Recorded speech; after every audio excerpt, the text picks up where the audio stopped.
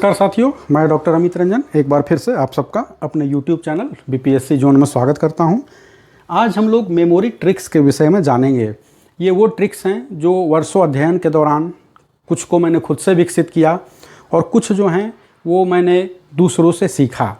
ये ट्रिक्स का प्रयोग करके बहुत ज़्यादा जो हज़ारों हज़ार की संख्या में हमें तथ्य याद रखने होते हैं, तो इन ट्रिक्स का अगर हम प्रयोग करेंगे तो इन हज़ारों हज़ार तथ्यों को याद रखने में मदद काफ़ी मिलती है। इन्हीं का प्रयोग करके मैं पीटी में अक्सर सफल होता था। कई परीक्षाओं में मैं फाइनली 5 परीक्षाओं में मैं फाइनली सफल भी हो सका। उसमें इनका बड़ा योगदान था। तो आइए शुरू करते हैं मेमोरी ट्रिक्स। इसमें जो पहला ट्रिक्स है वह है घोची-पुल्ली का सिद्धांत। घोची-पुल्ली एक्रोनिम्स है।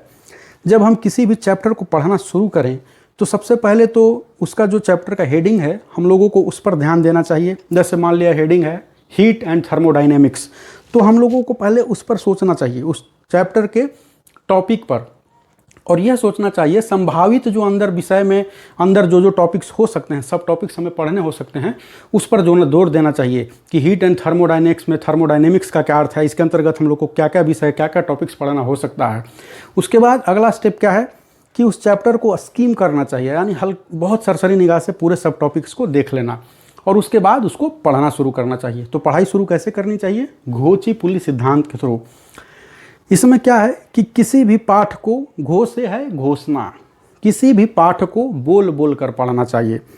बोल बोल कर पढ़ने से क्या होता है, यह एक साइंटिफिक तथ्य है, वैज्ञानिक तथ्य है कि जब आप बोल कर पढ़ते हैं तो आपकी एक ज्ञानेंद्री ज़्यादा काम करती है। कौन सी? श्रवणेंद्री, यानी कान।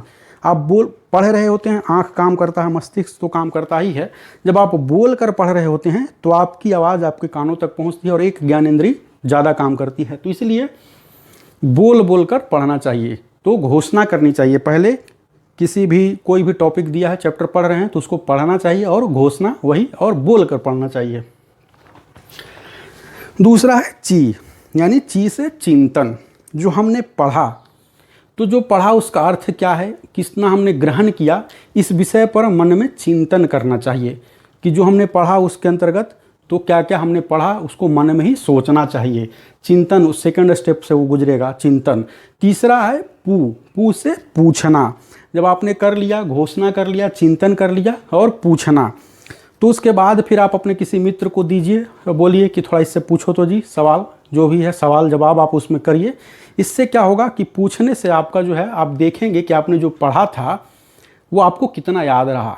और तीसरा है, तो अंतिम है ली से लिखना। लिखना, जब आप इन तीनों प्रक्रियाओं से गुजर जाएं, घोषणा यानी उसको आपने पढ़ लिया, चिंतन कर लिया, फिर पुछवा भी लिया, तो फिर अंत में एक बार लिख कर देखिए। ली के 2 पार्ट हैं। ली के एक बार लिख कर देखिए कि आपने जो पढ़ा वो आपको कितना याद है। और फिर उसके बाद ली का दूसरा पार्ट है कि उसको लिखिए, यानी उसका नोट्स बना लीजिए। नोट्स, शॉर्ट नोट्स बना सकते हैं, स्पाइडर वेब नोट्स बना सकते हैं, या प्रश्नोत्तर के रूप में नोट्स बना सकते हैं। नोट्स कई तरह से आप चाहें, जैसे आपकी इच्छा हो वैसे बना सकते हैं। तो इस प्रकार से घोची-पुल्ली 4 स्टेप से गुजरने के बाद जो है आपका पढ़ा हुआ जो है आप कभी भी नहीं भूल पाएंगे, लंबे समय तक उसको याद रख पाएंगे। तो यह था घोची-पुल्ली का सिद्धांत। कई बार इसको लिखने को लोग तीसरे नंबर पर ले आते हैं, पूछने को चौथे नंबर पर लाते हैं। आप ला सकते हैं चाहें तो यह भी एक सिद्धांत है। आप इन चारों को, इसको आप जैसा सूटेबल समझे वो करें। फिर इसमें एक और है घोची-पुल्ली प्लस आर क्या है? रिवीजन। रिवीजन पढ़ाई का एक अनिवार्य अंग है। मैं भी रिवीजन को बहुत ज़्यादा महत्व नहीं देता था, अपने आलसपन की वजह से उसको स्किप करता था। लेकिन यह एक साइंटिफिक फैक्ट है कि पढ़ा हुआ हमारा आधा से ज़्यादा, जो आधा 50% हम 24 घंटे के अंदर भूल जाते हैं, और जो पढ़ा हुआ होता है 1 सप्ताह के बाद हमें मात्र 5 से 10% तक याद रहता है। तो इसलिए रिवीजन जो है अति आवश्यक है। यानी एक बार जो आप पढ़ें उसको 24 घंटे के भीतर उसको दोहरा लें, 1 सप्ताह के भीतर उसको एक बार और से पढ़ लें। तो इतनी प्रक्रिया से गुजरने के बाद जो है वह विषय आपको लंबे समय तक याद रहेगा। तो पढ़ने की यह पहली तकनीक थी, घोची-पुल्ली का सिद्धांत। दूसरा सिद्धांत है चित्रात्मकता का सिद्धांत। हम लोगों ने देखा है कि हिस्ट्री वगैरह भी, जब इतिहास में हम लोग कोई भी टॉपिक पढ़ते हैं, अकबर के बारे में, बाबर के बारे में, किसी के भी बारे में, सम्राट अशोक के बारे में, तो हमको याद नहीं रहता है। इतिहास के विषय में कहा ही जाता है सुबह जो पढ़ते हैं शाम को भूल जाते हैं लोग। पढ़ा हुआ हमको याद नहीं रहता। लेकिन उसी सम्राट अशोक पर, उसी अकबर पर जब हम कोई फिल्म देखते हैं या सीरियल देखते हैं तो बेहद छोटी सी छोटी बात हमें बहुत लंबे समय तक याद रहती है। फिल्म देखते हैं तो कई बार आजीवन याद रखती है। तो अंतर कहाँ है? अंतर आता है एक में हम पढ़ते हैं, दूसरे में देखना, हम देखते हैं। यह भी एक वैज्ञानिक तथ्य है कि पढ़ा हुआ से ज़्यादा सुना हुआ याद रहता है, सुना हुआ से भी ज़्यादा देखा हुआ याद रहता है। तो देखने के लिए क्या करें अब? तो किसी भी घटना या फिर किसी भी अंक को उसको चित्र में तब्दील करने का प्रयास करें, चित्र में तब्दील करें, इससे आपको लंबे समय तक याद रहेगा। अब कैसे चित्र में तब्दील करें? तो 1 से लेकर 10 तक का कोड है, ऐसे 1 से लेकर 20 तक का कोड है, लेकिन यहाँ पर मैं 10 तक का कोड आपको बताऊंगा, आपसे चर्चा करूंगा कि 1 को आप कैसे चित्र में कन्वर्ट करेंगे। 1 सन, 2 शू, यानी जब भी आपके मन में जैसे ही आप 2 कहीं देखें तो आपके अंदर शू यानी जूते की तस्वीर जो है आपकी स्मृति में आनी चाहिए। 1 sun, 2 shoe, 3 tree, 4 door, 5 wife या knife, 6 Vicks, 7 heaven, 8 plate, 9 wine, 10 hen या डेन।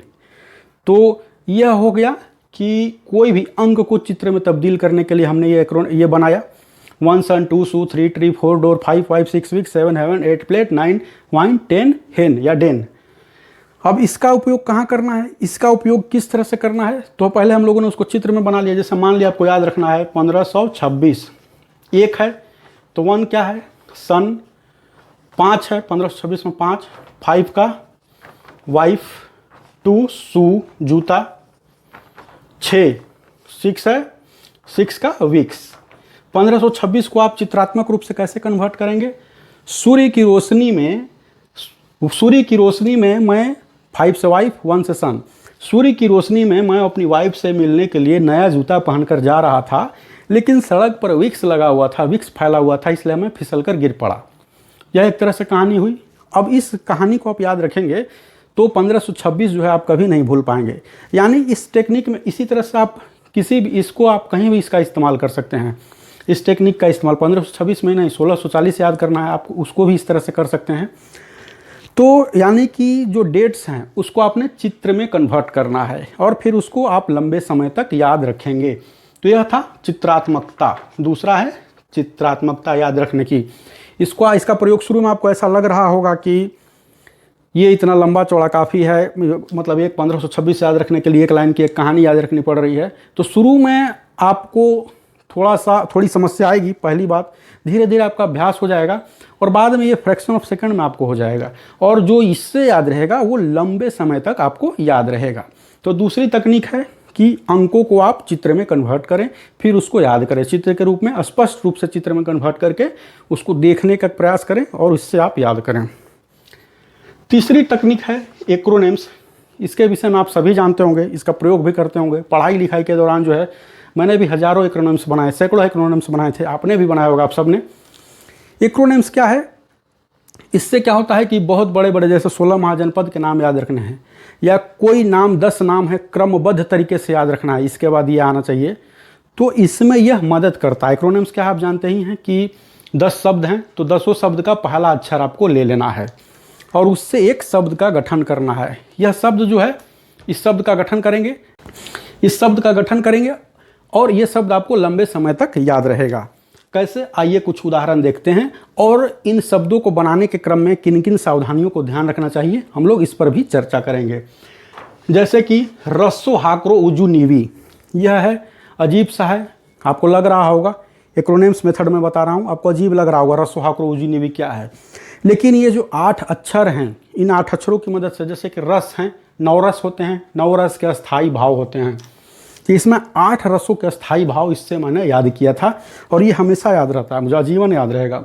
ये सब मैंने ग्रेजुएशन में पढ़ाई के दौरान काव्य शास्त्र जब मैं पढ़ रहा था तब मैंने ये सब बनाया था। रसो हाकरो, रस से रति, रसो सो से शोक, हास से हास, क्रो से क्रोध, ऊ से उत्साह, जू से जुगुप्सा, नी से निर्वेद, वी से विस्मय। इस प्रकार से 8 रस के 8 अस्थाई भाव मुझे याद हो गए। अब दूसरा है, जैसे कि एक और उदाहरण हम लोग देखते हैं, छिनगोच। छिनगोच क्या है? अष्टछाप के 8 कवि थे, उनमें 4 कवियों के नाम हैं, उनका जो है इस छिनगोच से मुझे याद रहता है।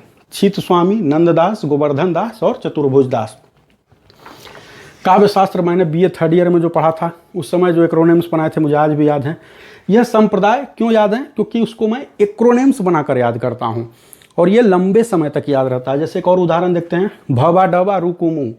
आपको बड़ा अजीब लग रहा होगा कि क्या है, तो एक्रोनिम्स बनाने की जब मैं टेक्निक्स बताऊंगा कि एक्रोनिम्स बनाने के दौरान क्या ध्यान रखना चाहिए, तो उसमें भी ये एक टेक्निक्स का एक पार्ट है। ये भवा डबा रुकुमु, भरत भामा दंडी वामन रुद्रट कुंतक मम्मट रुकुमु, यह था एक संप्रदाय है। उस संप्रदाय के अंतर्गत आने वाले कवियों आचार्यों के नाम हैं ये, और ये लाइन से उनके नाम है। भवा डबा रुकुम ऐसे करके मैंने उसको याद कर लिया था।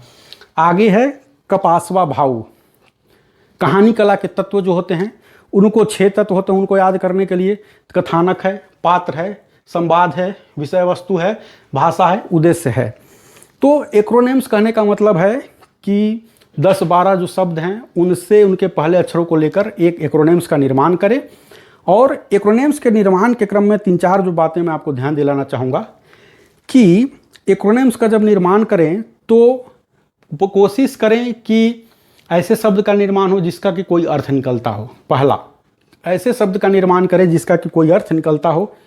जैसे कि भवा डबा रुकुम था, ये तो खैर चूँकि क्रम से याद रखना था, इसको सब अक्षरों का उलट फेर नहीं कर सकते थे, लेकिन जहाँ अक्षरों में हम उलट फेर कर सकते हैं, यानी जहाँ क्रमबद्धता अनिवार्य नहीं है, तो वहाँ कोशिश करनी चाहिए कि एक्रोनिम्स ऐसा शब्द हो जो कि एक शब्द हो जिससे कि कोई अर्थ निकले, या पहला हुआ या फिर दूसरा, या फिर एक्रोनिम्स जो शब्द बन रहा है वो एकदम से उटपटांग हो, उसका कोई मतलब ना हो, जिसको सुनकर हंसी आए और लंबे समय तक याद रखे। जैसा भवा डबा रुकुमु है, थोड़ा अजीब सा लग रहा है, इसको सुनकर हंसी आए।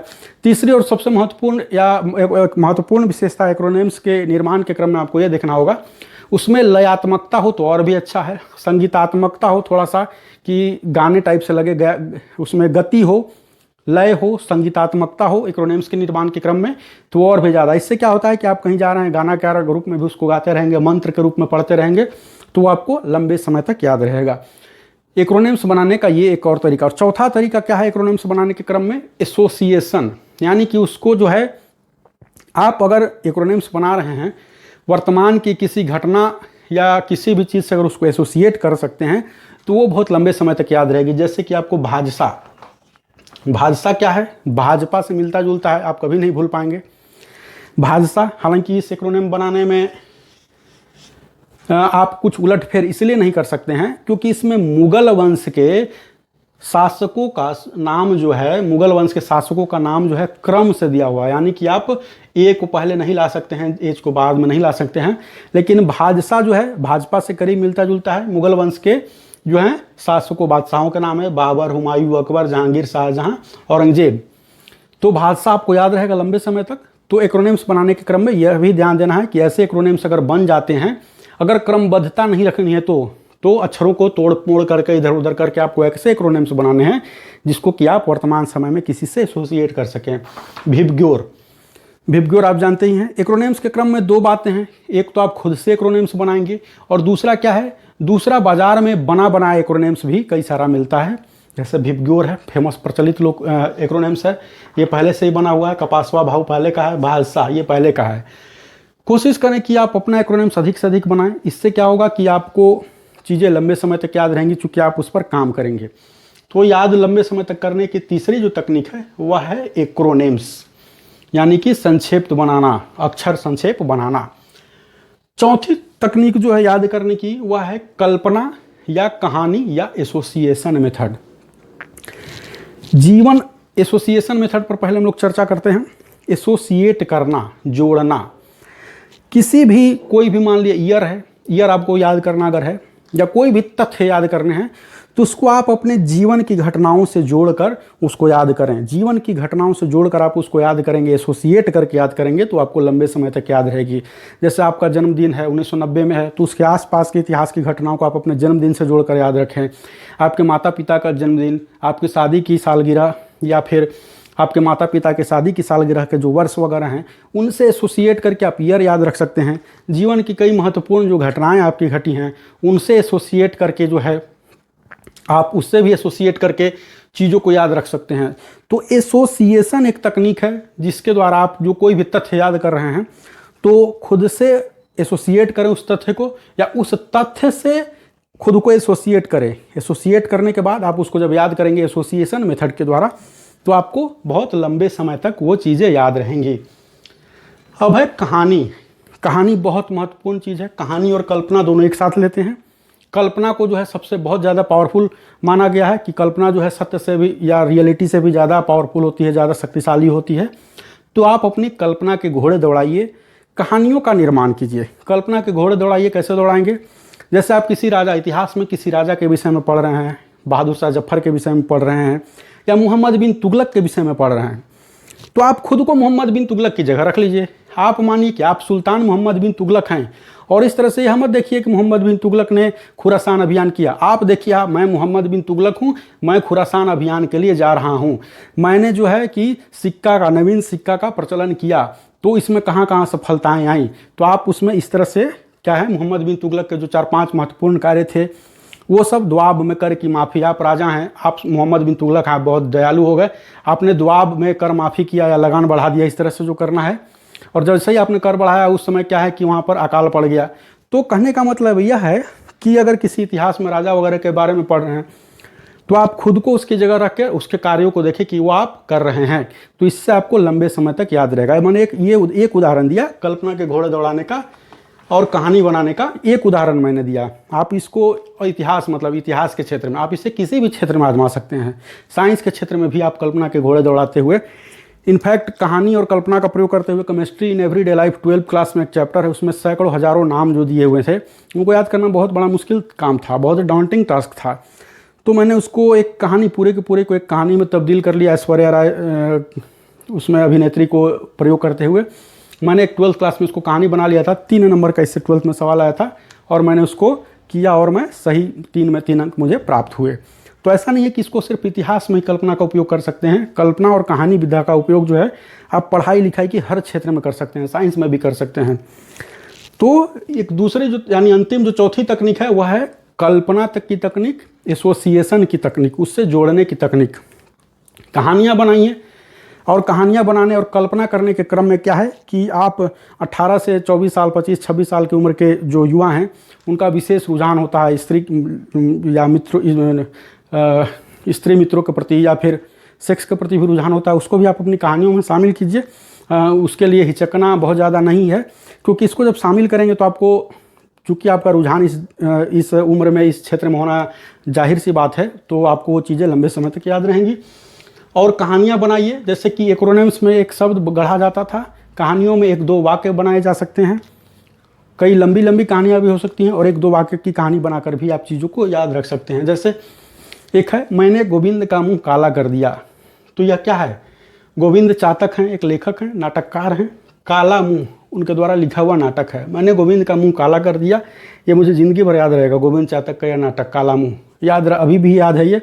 इसको मैं ये सब मैंने एक्रोनिम्स ये जो बनाए हैं कहानी वगैरह, तो ये मैं एमए में बनाता था जब मैं नेट जेआरएफ की तैयारी करता था, और मुझे जेआरएफ में 80% अंक आए थे। उस वर्ष जनरल कैटेगरी का जेआरएफ का कट ऑफ 70%, 70.71% गया था, मुझे 80% आया था। 2012 की बात है और आज तक मुझे ये याद है। तो इन्हीं सब तकनीक का प्रयोग करके कहीं ना कहीं मुझे लाभ हुआ था और मैं बहुत ज़्यादा अंक उस समय पा सका था। आगे है, रात बिरात लीला होती रहती है। तो अच्छा ये वाक्य है, रात बिरात लीला होती रहती है, ये वाक्य आपको हमेशा याद रहेगा। लेकिन इससे भी फैक्ट है इसमें जुड़ा हुआ, क्या है? लीलाधर मंडलोई का एक काव्य संग्रह है रात बिरात। तो ये इस तरह से कहानी मैंने बनाया। आगे है, विश्वमंकु की चिंता में कुलपति मर गया। वही बीए 3rd ईयर में जब मैं काव्य शास्त्र पढ़ता था, बहुत सारे संप्रदाय थे और जब एक दूसरे से गडमगड हो जाता था, तो इससे दूर करने के लिए मैंने ये बनाया था। कई सारे जो शॉर्ट बनाए थे, एक्रोनिम्स बनाए थे, कहानियाँ बनाई थी, उसी के अंतर्गत ये था, विश्वमंकु की चिंता में कुलपति मर गया। तब मैं बिरला हॉस्टल में रहता था। बिरला हॉस्टल काफ़ी उस समय उथल पुथल के दौर से गुजर रहा था, जिससे कुलपति जो हमारे हैं और वाइस चांसलर जो हैं वो बड़े परेशान रहते थे। तो वही विश्वमंकु जो हमारा हो गया था वो बिरला हॉस्टल था, ये मैंने कल्पना किया था। और बिरला हॉस्टल की चिंता में कुलपति जो इतने परेशान हुए कि उनका देहांत हो गया, हालांकि वो कुलपति नहीं, वाइस चांसलर। तो यहाँ पर विश्वमंकु की चिंता में कुलपति की मर गया, ये क्या है? ये एक संप्रदाय है, उसके आचार्यों के नाम है। विश्व से विश्वनाथ, मम से मम्मट, कु से कुंतक, चिंता से चिंतामणि, और कुलपति से कुलपति मिश्र, और ये क्रम से है, तो मुझे याद हो गया ये। तो ये था याद करने की तकनीक पार्ट 1। इसके अंतर्गत जो मैंने जैसा कि शुरू में बताया था कि अपने जीवन में पढ़ाई के क्रम में कुछ मैंने खुद से विकसित किए, कई सारे बाहर से सीखे, दूसरों से सीखे, और उनका उपयोग मैंने याद करने के लिए किया और इससे मुझे सफलताएं मिली। ये चित्रात्मकता है, 1 से 10 तक नहीं 1 से 20 तक है, यहाँ पर मैंने 1 से 10 तक ही दिया है। तो इसको आप याद करने के क्रम में इसका उपयोग करें, अपने इस पढ़ाई लिखाई के क्रम में इसको इम्प्लीमेंट करें।